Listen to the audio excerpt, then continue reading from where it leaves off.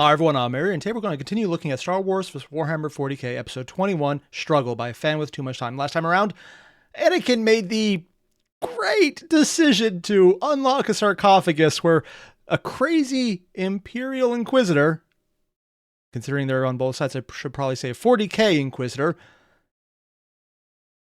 is keeping someone locked up. Because we all know that's where great allies of convenience are found. I've been told, 1, it's someone lore relevant to normal canon 40k. 2, ha. Seriously, multiple people have actually done that. It's weird. I don't know why they're laughing, and it kind of freaks me out. Just a lot. Yeah, so we're going to jump right in and see what happens, and knowing Fan, he'll get to it in another 5 episodes. I hope that's a joke. I am not confident in that. Yeah.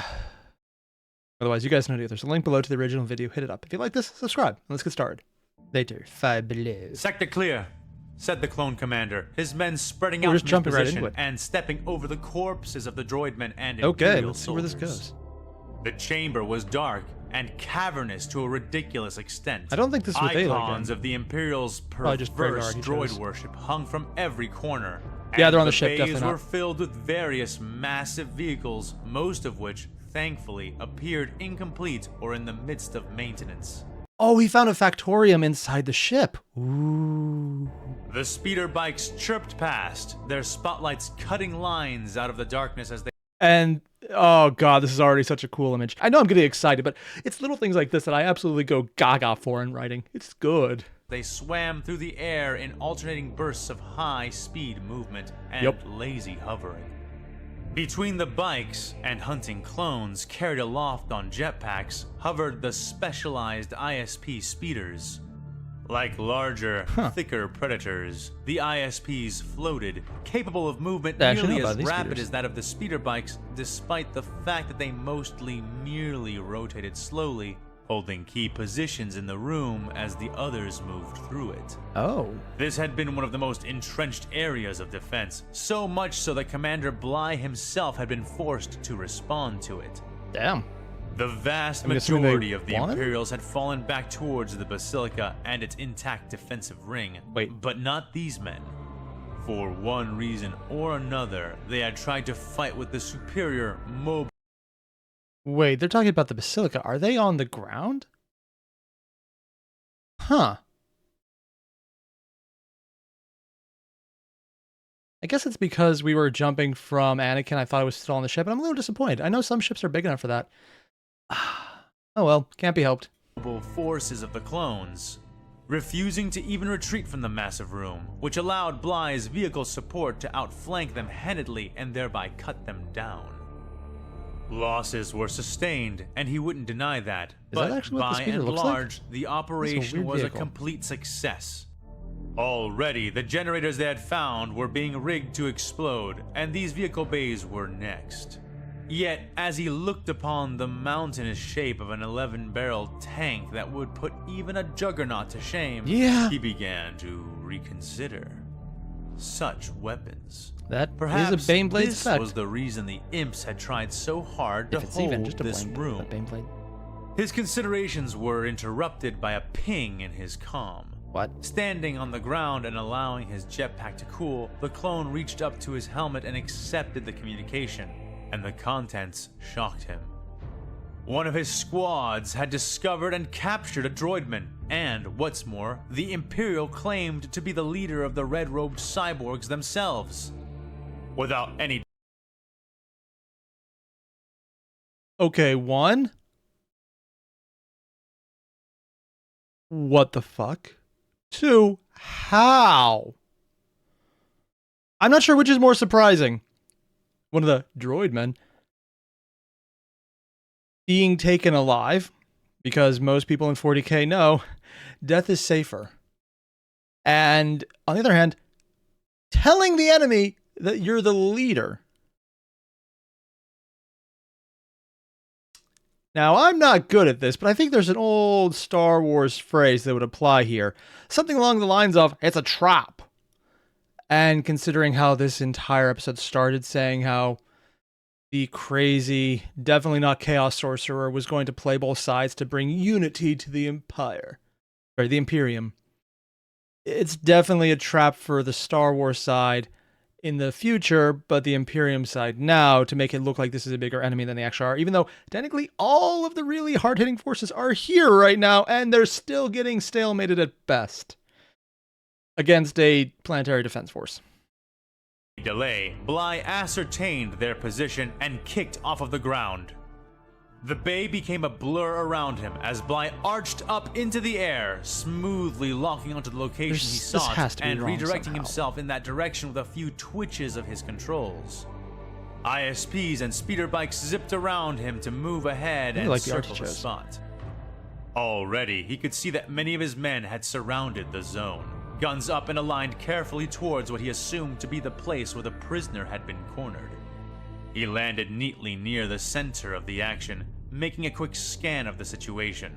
He had so many questions, and even beyond that, having access to their leader would likely allow him to force surrender out of the holdouts they were sure to encounter later on. The clones who had found her were not far and came to report when Bly descended onto the scene. 2 ISPs hovered overhead, spotlights pointed on the hunched figure in red. The clones, 10 of them, surrounded her, carefully aligned to avoid crossfire. He saw that none had approached beyond a certain point. Wait, her? It's not so much that there's female members of the Mechanicus, but considering all the body augmentation, I'm more surprised that they could recognize that. Huh. And landed closer than they stood. He straightened and strode towards the curled, vaguely feminine figure. Her hands were splayed out and empty, but even that gesture was spoiled by the fact that those hands seemed utterly bladed from fingertips to palms. Bly had seen something like those hands before. He recalled the Trandoshan statue made entirely out of Wookiee Reich blades. Its reptilian hands extended as if the figure was about to pounce. It had made him uneasy to look upon that. And this is someone doing it to themselves. Then, and it made him feel no better to be reminded so precisely of it now. He halted well out of arm's reach and aimed his blaster towards her, aligning it a little to the left. "I have questions," he said sternly. The figure lifted and if you trust the answers. The priest of these droid men was a hunched, curled thing, with a large, misshapen mass upon her back, which bulged in her robes and rose above her head. She was bent beneath it, and yet, despite this, her face was not grotesque, as many of these things had been. Oh? In place of an unnatural melding of flesh and metal was a silvered mask, reflecting in preternatural detail the features of a young, beautiful human woman. Wait, what? This is weird. Like, not even just... It's very much Mechanicus, of course. But, Fan, what are you going with? Because I don't think I've ever heard of vanity plates. Or a mask that is actually just so shiny, but then reflecting it. Is it showing someone else's face around them? Because it's only clones, that wouldn't be the case. But it's just like actually displaying an image of a woman, or is it just a mask and they didn't replace that? What the hell is this? Because it's very different from how even Fan has described anyone from the Mechanicus so far. If this isn't an important character, I don't know what other kind of clues he could possibly drop. I mean, granted, it's me, I can miss them, but huh. Her eyes, a dark orange, peered from the metal lids of the subtly smiling face, its expression frozen in the casting of its creation. A vanity plate. No, she said to him in a startlingly human voice. What the fuck? And she said no? I think I might have misheard that. I know. Wait.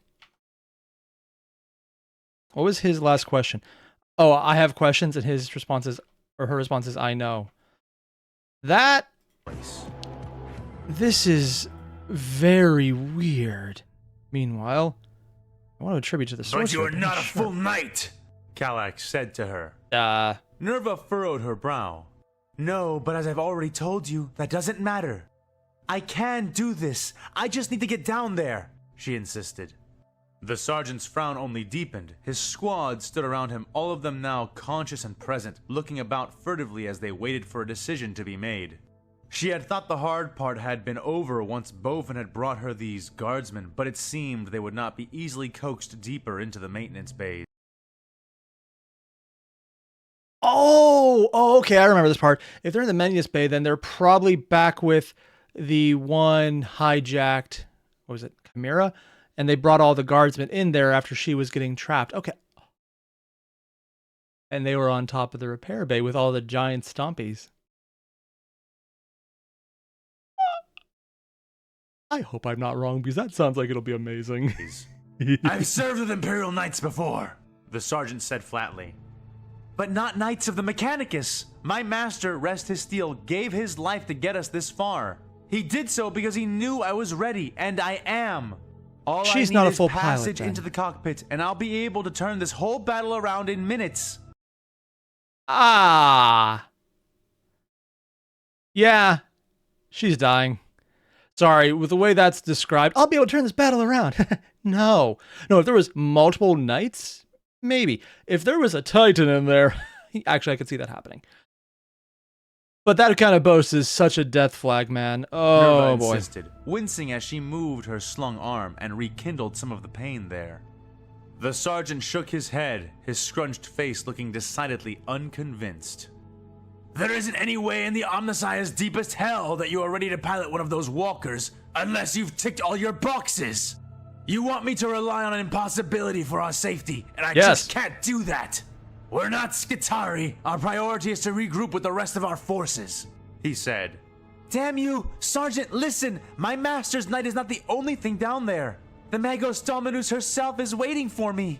Those bays have Bane blades, Honor Dragoon crawlers, Basilisk artillery batteries, and their assorted ammunitions, Nerva shrilled. I was really hoping they would say something bigger than Knight. Granted, this is a Knight back here too, but still. Those machines cannot, must not fall into the enemy's hands. The resultant damage from that... Because the Star Wars side will actually tear them apart and use that, where the Imperium side technically wouldn't tear them apart and use them. They never use alien or Xenos technology or tech heresies if they're not caught.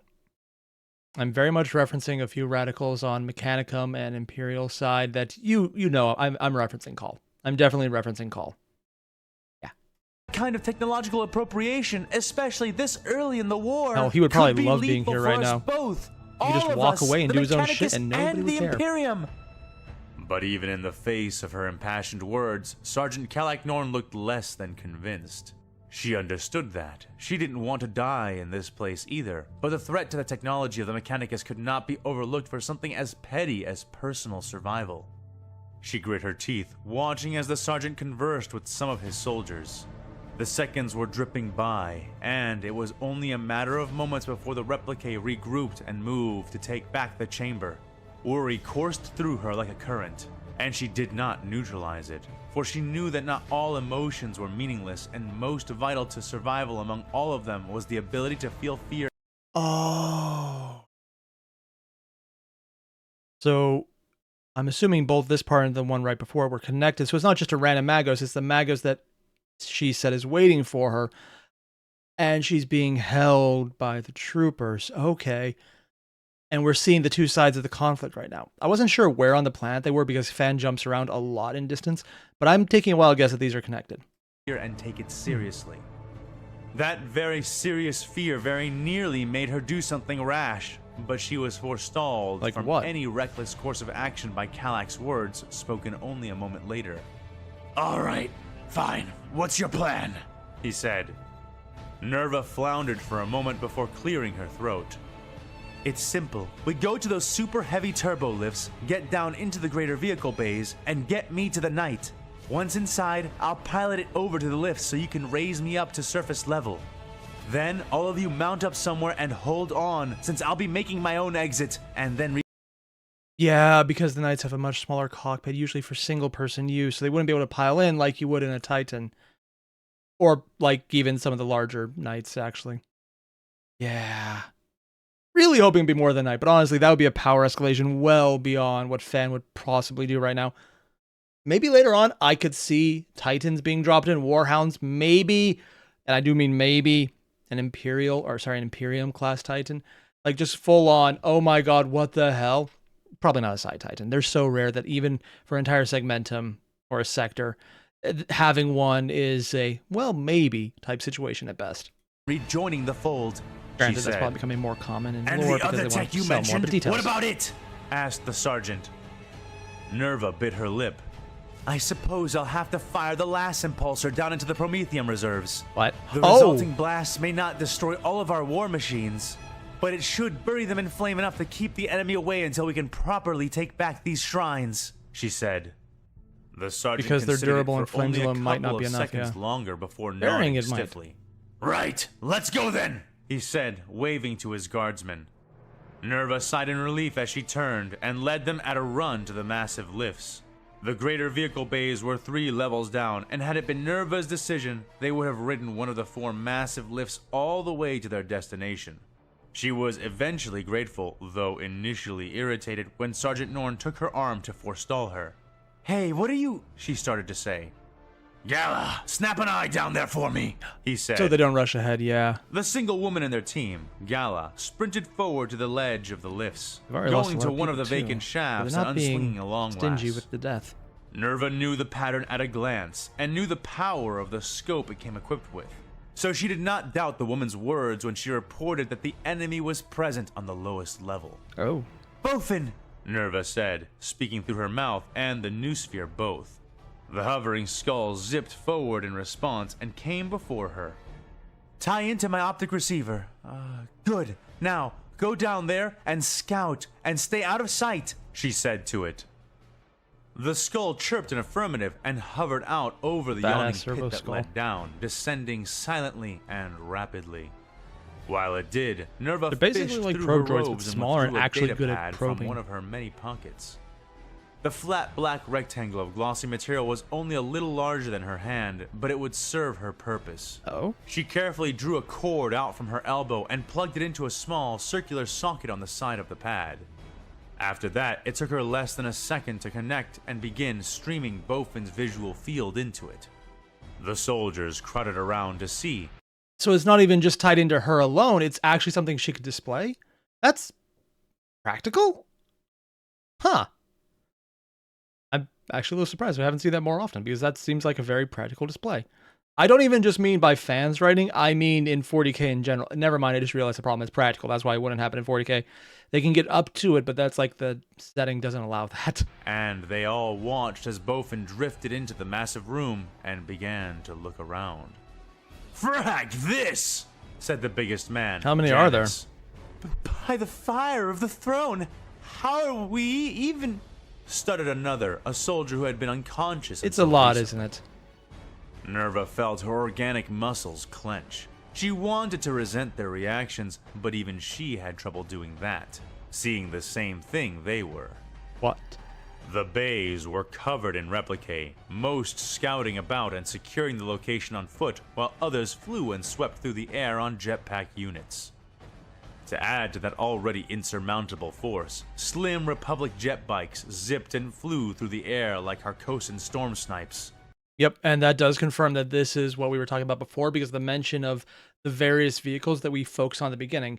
Still, I wish this was a description of mechanicum factories within the confines of a ship from the Imperium, because that would be so cool. But at the same time, these were also dropped onto the planet and built in mass, and it's frankly cool that they established it so fast.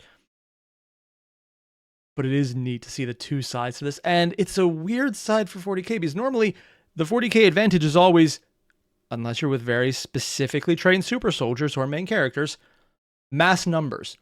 We are not with the super soldiers right now. We're with the grunts and the apprentice cogboy, or girl in this case. So, yeah.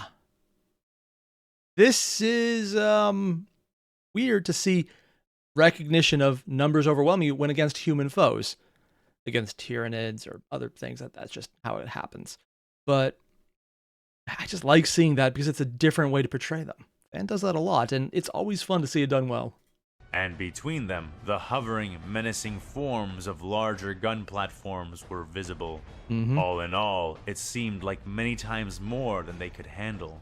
And before Nerva could even begin calculating approaches to this now suicidal mission, the situation seemed to grow only darker than before. Oh no, she whispered, in spite of herself. Horus is Harry's sack! Is that who I think it is? Damn, that's one hell of a swear. Over her shoulder. Nerva nodded numbly. Standing there, surrounded by the enemy, was the Magos Dominus herself. The tech aspirant felt a pit forming in her stomach, and she couldn't help but flounder at the sight of this latest despair-ridden revelation. Is there any way to communicate with her? Asked the youngest member of the sphere, group, maybe? the driver of the now abandoned I don't think it's the Chimera. signal range. No, Wait, yes! Nerva said, jumping at the sudden thought. I can attempt a new sphere connection using Bofin as a free-moving relay, she said, already beginning the process to accomplish that's pretty just cool. that. Also, Fan. Moments Interesting later, choice she of art. took a deep breath as the icy embrace of the new spheric data currents fully enveloped her, diving in and beginning to swim. The standard new spheric relays were all working with either sustained damage or lacking power, barely allowing the functionality for any circulation of data at all. Okay. Not to talk about something outside of the story, but Fan, where were you that you found a noosphere representation of what looks like a Mechanicus member with a robot chicken? Is this a reference to the show by the same name or something, and I'm just missing it? Because where did you find this, and where can I find more? Because this is kind of absolutely hilarious, and I really want this. This is kind of funny. Oh my god. But with Bofin now acting as a relay, the currents were pushed into a more regular stream. She followed the flow it produced, and with a mind made of liquid crystal information, she reached out, sliding through and past dead ends and fragmenting transfer codes until she reached the outstretched mind of the Dominus herself. Oh. Ah, there you are, said the senior tech priest. I've been waiting. See, now that is very interesting. When she contacted them, it had a very robotic sound effect. But when they were listening to the Magus Dominus from the Star Wars side, the comment was it sounded human, and they were surprised by that. Which would also imply that the Dominus is very much aware of the effect and sounding more human, and having that mask is probably an intentional ploy to make it easier to deal with people who aren't used to Mechanicum, which is actually very smart then. So it's not just a vanity plate for her face. It's literally it's easier to deal with people that I don't give enough face, which makes a lot of sense, even if it is creepy still. And they're moving on.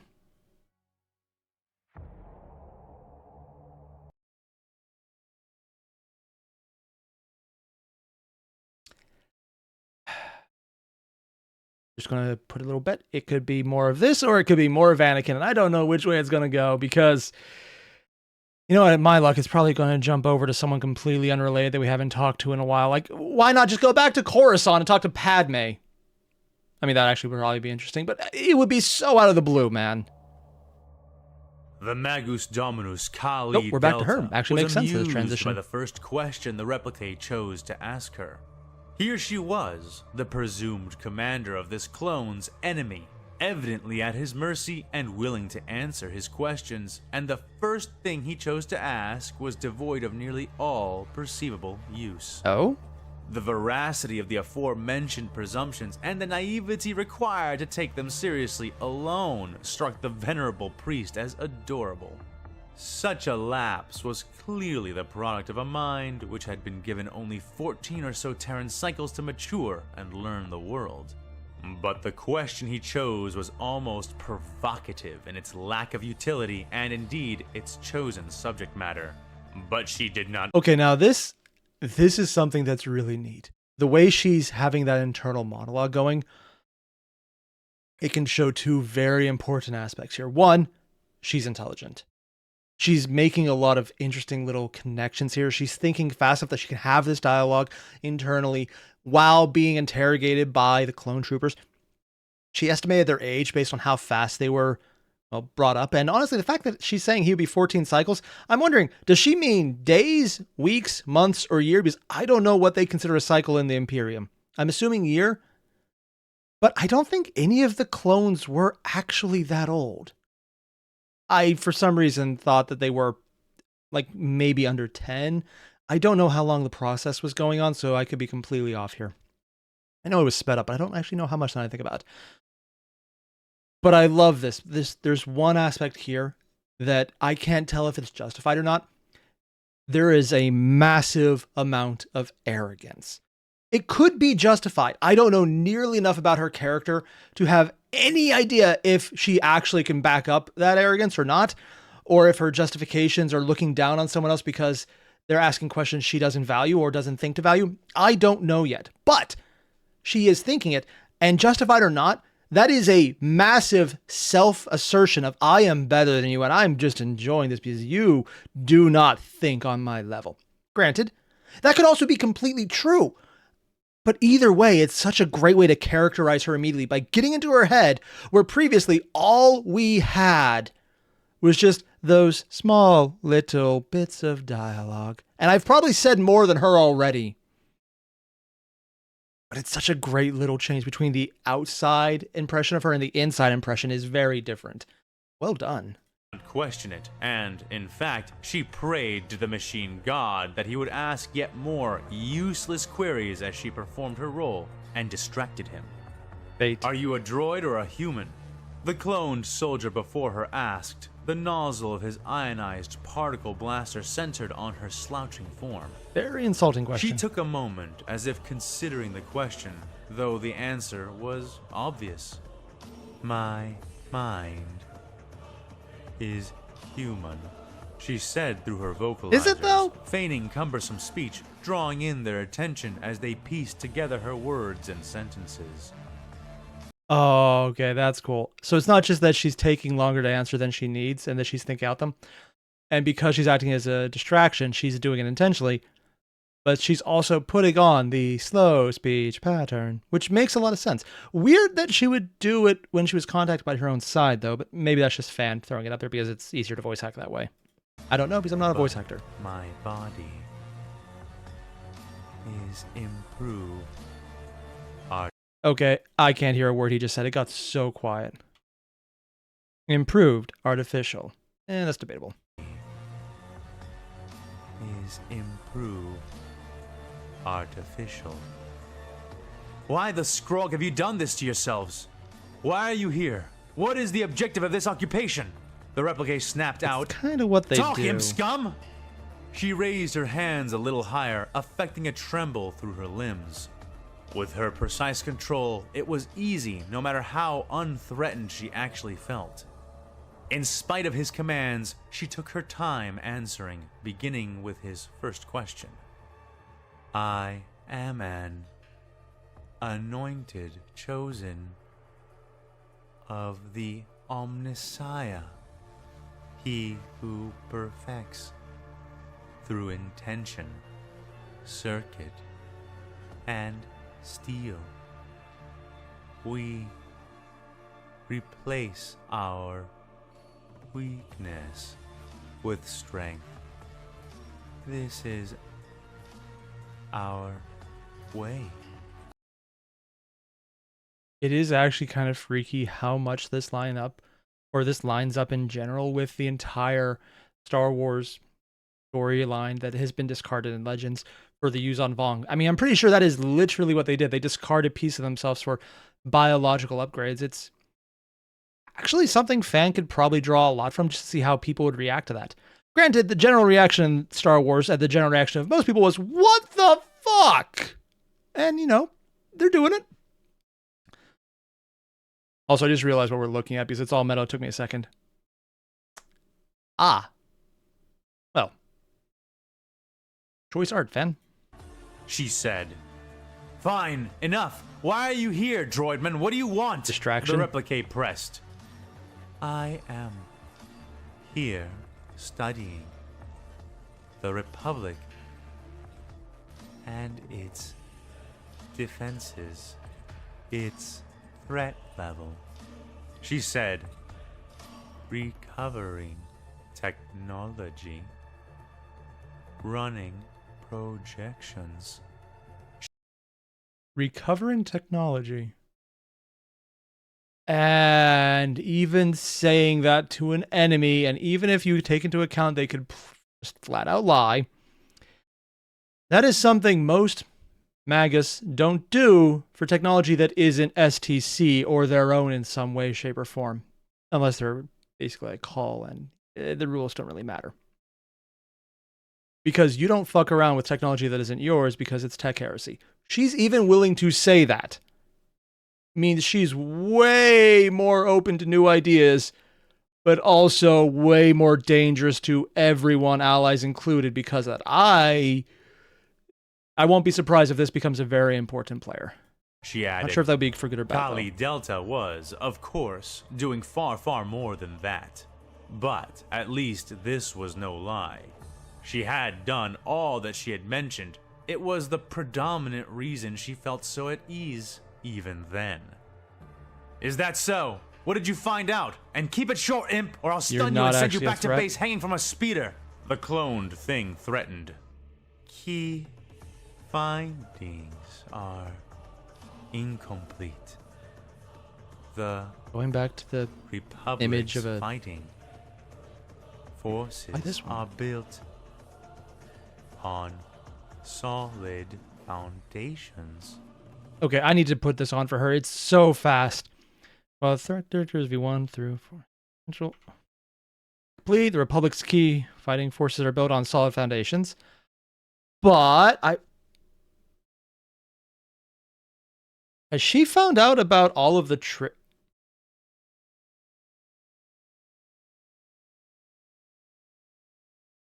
Considering we've already been shown that the Republic's hacking abilities are nowhere near as good as the Imperium's, if they find out about the orders they're given and how they're actually functioning as opposed to how most people think they function, could they trigger some of the orders in the clones that weren't beyond Order 66 and just take control?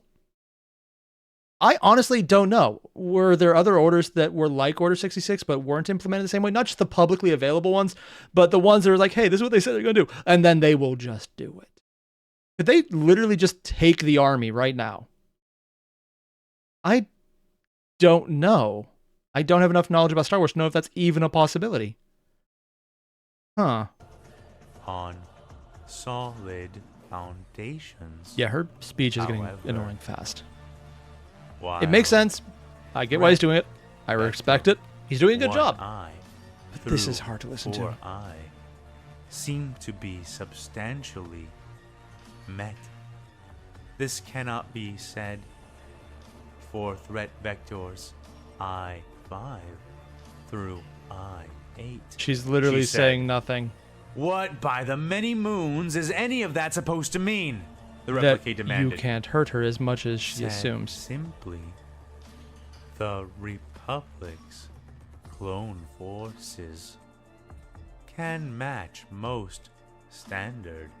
And that's why they pulled up the image of the Space Marine. Our own, because they can't match that as easily. Enough variables to potentially succeed, she clarified. And they're not without it's obvious, Space I'd say, Marines. They've got multiple chapters. However, the Magos continued, your special forces are entirely unprepared to counter our own, and your elite deployments are limited or do not exist. Beyond Jedi, none of your known infantry forces rank above I-4 as a threat vector. Huh. That's actually an interesting way to describe the threat of enemies, I-4 to I-9. Oh, dear God, I just realized what those could stand in for. Power level.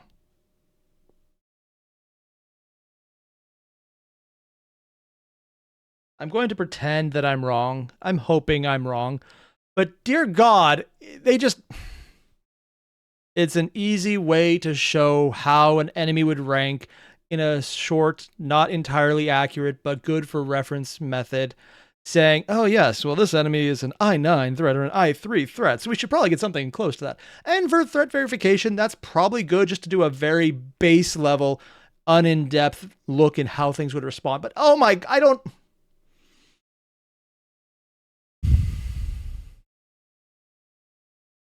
The numbers were meaningless up until you gave them meaning. Shocking how that works. Also, I just noticed that all this art with all the bodies being cut in half, he also cut the gun in half too at the same time. I never noticed that before when this was up. Sure, and what do you... He began to ask. Ambush? Before he could finish, the clone stiffened, a voice reaching him through his helmet comm. Moments before the sound of weapons fire sprang out from a different this is why you just strap base. bombs and blow her up. You don't trust the lady with all the soldiers mech and stuff. speeders began to scatter.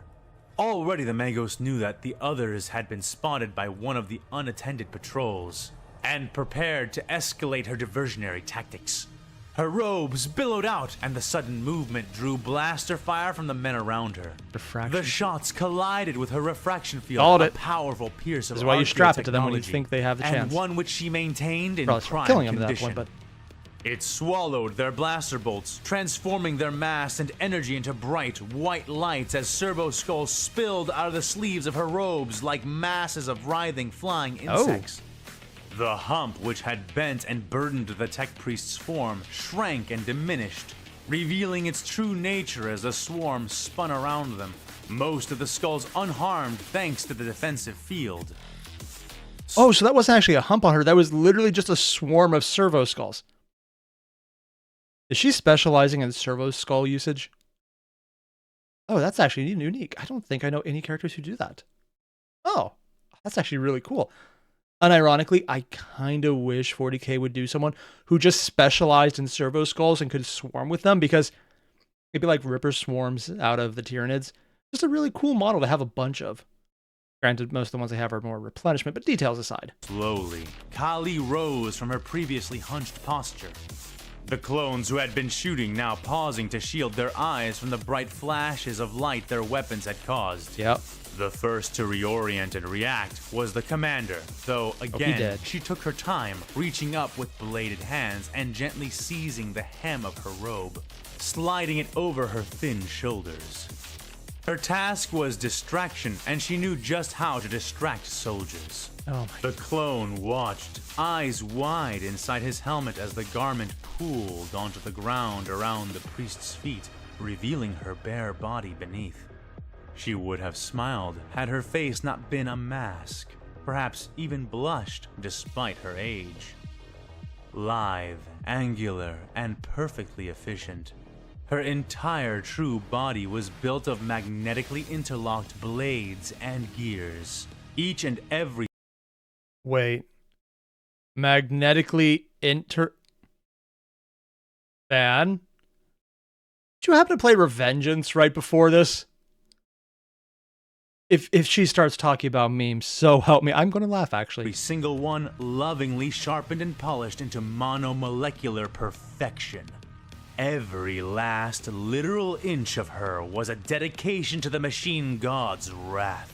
And every last solitary centimeter of her body could inflict that wrath onto pain or onto pain of death. You had begun to ask something, Commander Bly, she said, now speaking smoothly, discarding the slow effect. Still has that robotic Kali tilt, had though. learned his name from hacking into their commnet, a net she had been keenly listening to during their assault on her facility, her temple. She stepped out from the robes which had bound her, ocular systems linking with the floating skulls which flew about, girding her memcore for overclocking protocols as her internal secondary and tertiary cogitators awoke with a hum. I believe you meant to ask, what do you rank yourself at? Allow me to answer with 6. context, she said. The clones began to fire, itself, but so maybe again, 7. her refraction field drank it in easily. You are a veteran commander of the 327th Galactic Star Corps. at your Oh, she was talking about his ranking, not her own. Okay, her, considering everything she said, and she has her refractor field, which already puts him up a lot higher, because not dying is a good way to deal more damage. I'd say she's probably a 6 or a 7, and he's probably a 2 or a 3 at best. projected best, you may rank I-5 as a threat vector. I am a Magos dominant. Oh. Okay, apparently she has a much higher scale than I expected. I thought it was going up to 10. And because she mentioned 8 and 9 wasn't a thing, she's probably going to put herself up to... Is she going to put it to 11 just to make the joke if I go over 11? I don't even rank it past 10 to 11. I don't think that's where fans are going for a joke, but it'd be hilarious to me if it happened to go that way. Of planet Volcrus, beholden to the priesthood of Mars.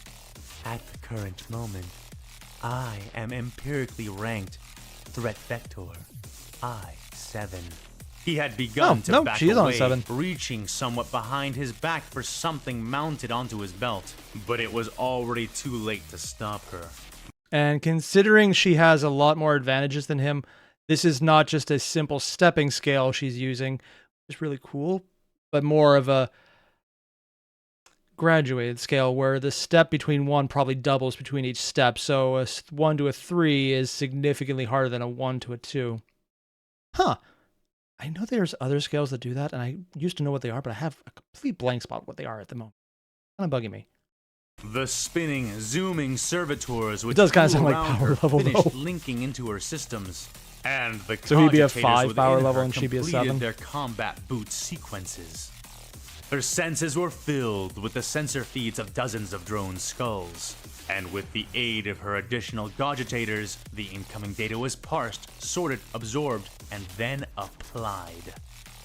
Kali had used her predictive algorithms to rip Drukhari witches asunder, and had long ago learned that all she required to become death itself was a sufficient number of eyes to see with. Her refraction field finally died, smoking as it entered its recharging cycle. Wait, she but was its letting it purpose die? was served. Almost Still a without distraction, conscious yeah. effort, Kali began to dodge, swivel, and I just realized the joke of the name, Kali. She has a ton of blades, and I'm assuming there's going to be multiple hands because mechanicus. They probably have extra... Well played, fan. swerve around the incoming weapons fire, and never once did she stop advancing. Thinking and moving fast enough to dodge bullets. Okay, 1, fan choice art for the mechanicus. 2, Kali is absolutely fascinating, and this is one of those characters I would love to just get a hand-done 3D printed model of, because there's nothing like this, and as far as I know, in 30K or 40K without significant kit bashing. But this is really freaking cool sounding.